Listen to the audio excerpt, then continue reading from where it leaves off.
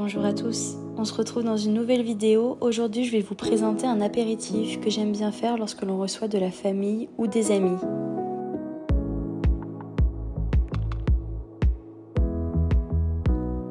Pour commencer, je vais vous présenter les indémodables bâtonnets de légumes, parfaits pour cette période estivale et à l'approche de l'été. La partie la plus longue, c'est vraiment d'éplucher, de couper les légumes. C'est pour ça que je commence toujours par faire ça avant de faire toutes les autres petites recettes pour l'apéritif. Cette planche à découper est juste géniale. Je l'ai trouvée chez Lidl. Elle n'était pas très chère, je ne sais plus exactement. Mais elle vous permet d'accrocher les petits bacs qui étaient vendus avec sur les bords, ce qui vous permet de mettre les épluchures et les légumes que vous avez coupés et de ne pas encombrer la planche. Pour le choix des légumes, vous pouvez prendre ce que vous voulez. Ici, on a l'habitude d'utiliser des carottes, du concombre, des endives, du chou-fleur, des radis, du céleri branche. Ce jour-là, j'ai vraiment voulu faire très simple, carottes, concombre, endives, radis, sachant que j'ai fait plein de choses à côté. Avant de couper le concombre en bâtonnets, j'ai depuis quelque temps pris l'habitude de racler la partie du milieu, ça évite au concombre de rendre trop d'eau.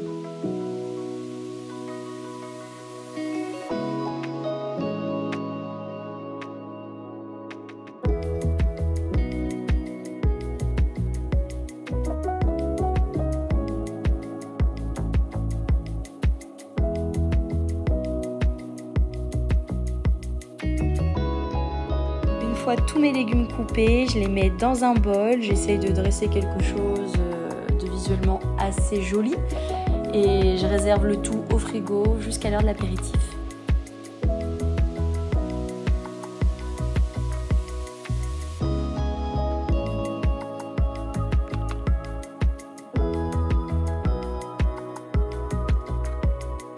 Pour le surplus des légumes, pas de gâchis, je mets tout dans un bol au frigo et comme ça durant la soirée, si je vois qu'il manque des légumes, je peux en rajouter ou tout simplement pour le lendemain.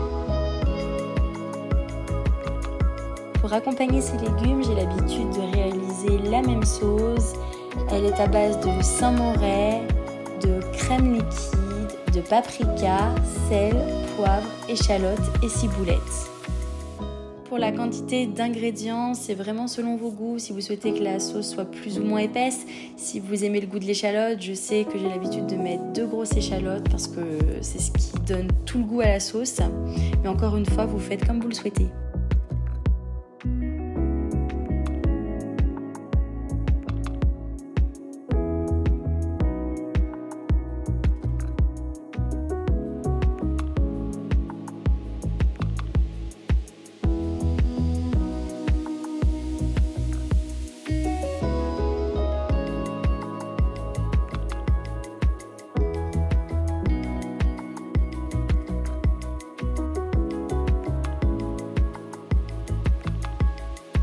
J'ai décidé de réaliser un houmous, mais pas n'importe lequel, un houmous de betterave parce que j'adore le goût sucré qu'elle ramène. Pour cette recette de houmous, rien de plus simple, des pois chiches, des betteraves, de l'ail, des épices. Ici j'utilise du sel, du poivre et du cumin. Un petit peu d'huile d'olive et un petit peu d'eau pour désépaissir la texture, sachant que les pois chiches ont une texture assez épaisse. Et moi j'aime quand elle est un peu plus fluide.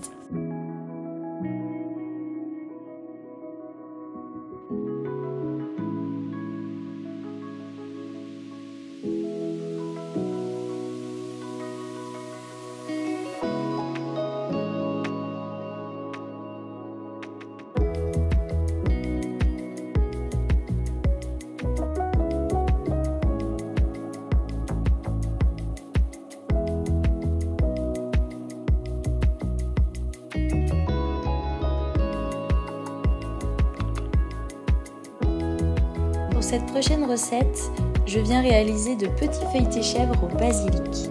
Encore une fois, vous n'aurez besoin que de très peu d'ingrédients, une bûche de chèvre, une pâte feuilletée, un peu de poivre, du basilic et le tour est joué.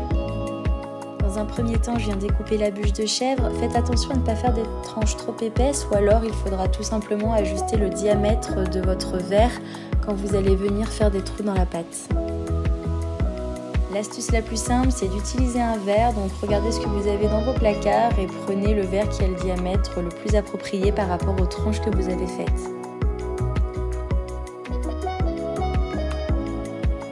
Ensuite, je dispose mes tranches de chèvre sur mes petites pâtes.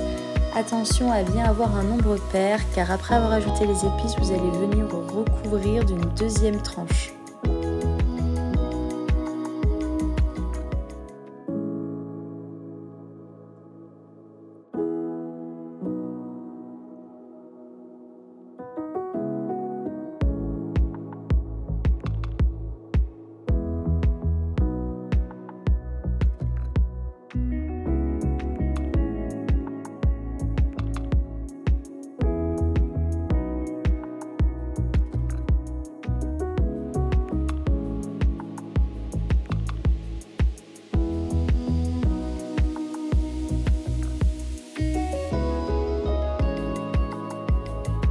De la pâte feuilletée que je ne voulais pas gâcher, donc j'ai décidé de réaliser des torsades au sésame et au paprika.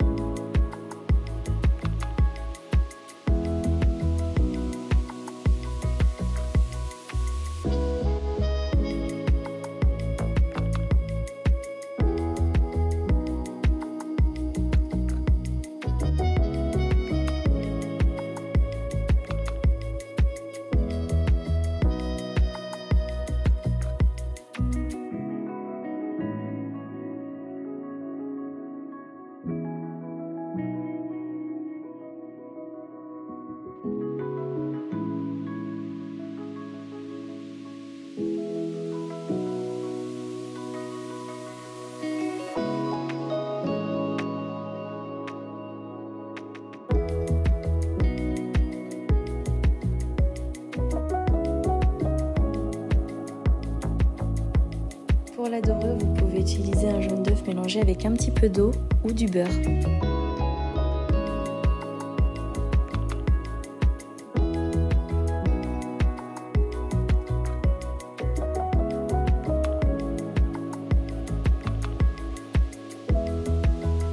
Vous pouvez enfourner au four préchauffé à 180 degrés pendant 15-20 minutes. Ce soir-là, nous avons décidé de réaliser des mojitos maison avec l'amande fraîche du jardin.